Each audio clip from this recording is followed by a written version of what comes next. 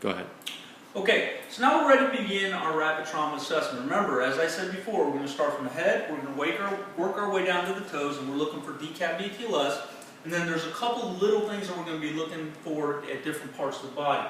So we're going to start with the head, and we're looking again for decap BQLS. We're also going to look for any crepitations on the head, any sunken in areas from a possible depressed skull fracture. So we're going to start at the head using our hands, and we're going to work our way down, okay? And again, in this area, because it's the head, you're going to possibly have a lot of bleeding, so don't be, overly concerned if there's a great amount of blood loss. It should be controlled easily, but it could be, quite a bit. On the front of the face, we want to look at the patient's eyes. We're not using a pen light at this point, because that's a vital sign, but if the patient's eyes are open, you want to just do a quick visual of the pupils. Are they big or smaller than one another? Is there any differences in them? You can look at the nose and the mouth, and again, if your patient's alert and oriented, you can ask them to open up their mouth. We're just looking for any blood loss here, okay? On the patient's ears, we're going to be looking for any blood loss coming out of the ears. And the reason we're looking for that is cerebrospinal fluid, which is the fluid around the brain and the meninges, it's going to come out of the ears with any type of head injuries. You're not going to see this clear fluid because it's thicker than blood, so the only thing you're really going to see is blood. So if you do have blood coming out of the ears, just assume it's cerebrospinal fluid and be done with it. Alright, looking at the cheeks, again, realizing these are some pretty big bones, they're pretty thick. If you've got any deformities here or anything like that, that's a real good indication that your patient has suffered a good blunt force trauma. If you are using an airway adjunct, because it is a trauma patient, you got to go with an OPA. Okay? You can't use any MPAs on any type of trauma patients because of the possibility of head injuries. And head injuries are so often hard to identify in the field.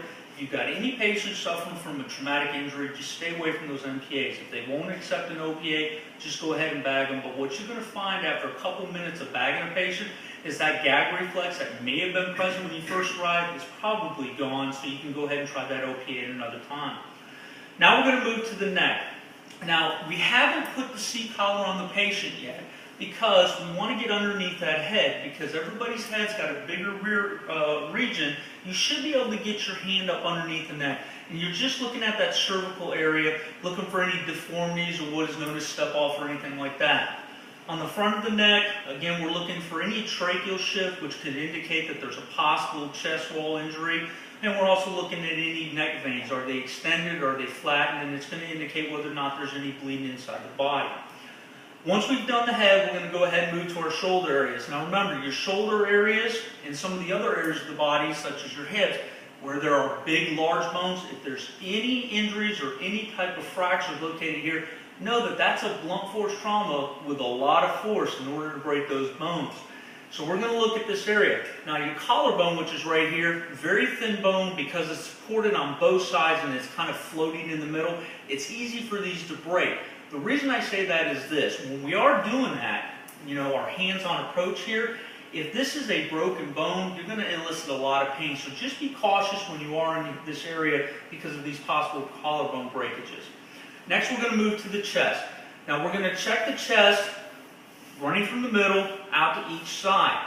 Because your ribs are what is known as crumple zones of the human body, where they take impact and they break, be cautious here, because if you've got more than a couple ribs broken in more than a couple places, you may have this flailed segment.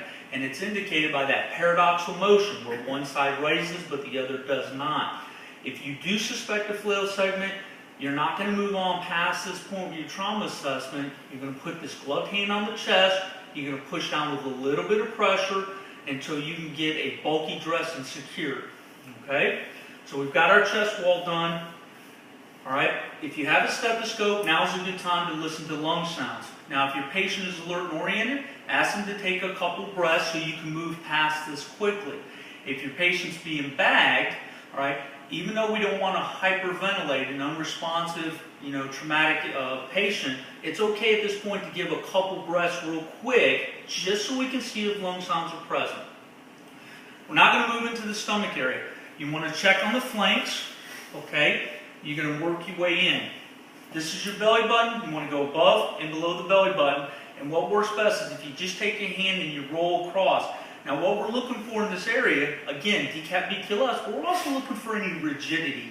If this abdomen is rigid at this point, it's probably a good indication that you've got some blood loss. So we're going to do all 4 quadrants, okay? And again, if you suspect any injuries, you should be removing the clothing at this point. Now, the pelvic girdle. All the injuries in the human body, notwithstanding this is the biggest one that's critical, in that if your patient is complaining of hip pain, this is the only area of the body that's taboo that we're not going to touch during this trauma patient assessment.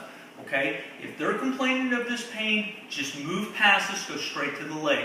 If they're unresponsive or you don't know, you can kind of push in and push down a little bit. A lot of the old timers learn to do what is known as this pelvic rock. The problem we see with this is the back part of the spine, the lumbar, sacral, and coccyx area is in this point. So if you're working this back and forth and you've got any of these lower spine injuries, you're going to aggravate them. So the new way we're doing is push in, push down, and that's fine.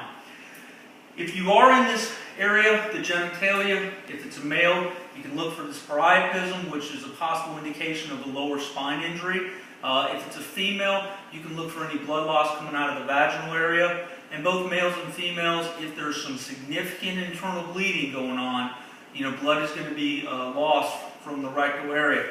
So if you suspect it, you can go ahead and remove the clothing at this point. All right, now we're going to talk about your femur and your lower legs. Now you'll notice that I skipped the arms on the way down. Why? Well, there's nothing really that's significant on the arms that's life-threatening.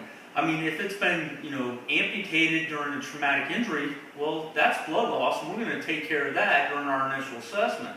But, broken arms, soft tissue injuries, abrasions, nothing on the arm that's life-threatening. All right, so we're going to go straight on down. We're going to start at our lower legs, and again, we're working our way down. We're just doing a quick trauma assessment. All right, we're going to do both legs. And if it's a femur fracture breakage or something like that, you're only going to lose about 1,500 cc's worth of blood loss here. Probably not going to be life-threatening in most adults, but if you have bilateral ones, definitely you're going to be losing some significant blood. All right. We'll talk a little bit about the feet. If your patient's wearing shoes, EMS hasn't arrived yet, I'm going to recommend you cut these shoes off. And the reason why is when we're at our lower extremities, all right, and on our upper extremities, there's a couple things we want to look for on the feet. We're either going to look for PMS or CMS, as it's now being called.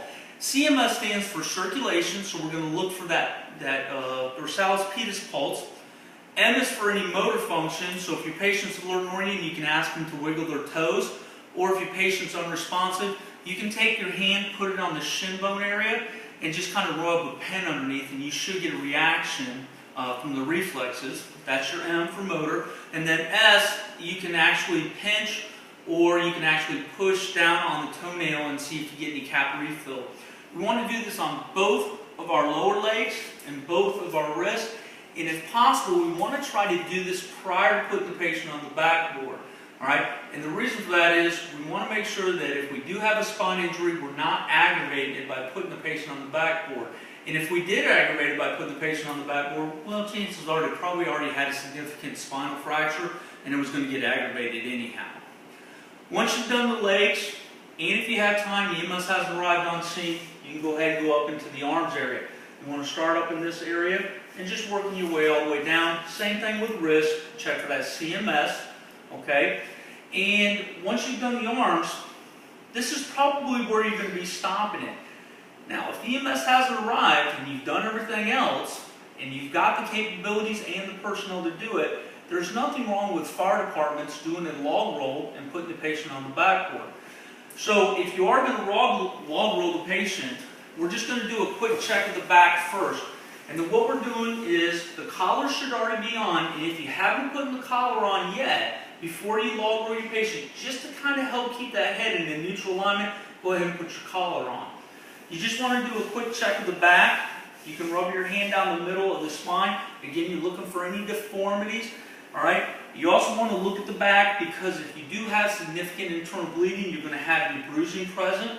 You're going to look at the butt, okay, and the back of the legs. Same thing. If you've got any significant lower leg trauma, you're going to get some pooling of blood and some bruising back here in the lower part of the leg, so you can just look for that. All right? Then you will put your patient on the backboard. You would roll them back onto the backboard, and you would secure them by putting your straps on the chest, legs, and then head. Another video, another time, we'll go ahead and we'll discuss proper backboarding to the patient and how we want to secure them. But at this point, your trauma patient has been assessed. You're still waiting for EMS to arrive on scene. You can go ahead and start getting some vital signs. If you've got bystanders on scene, all right, that know the patient, try to get some type of sample history from them if it's possible. And again, you're just going to be waiting for EMS to arrive, and just keep any interventions that you've done, whether it's bagging the patient, controlling the bleed, or anything like that, keep on top of that just to make sure it's working properly. All right? That's going to go ahead and conclude this section for trauma patient assessment, and we'll see you on the next one. Take care.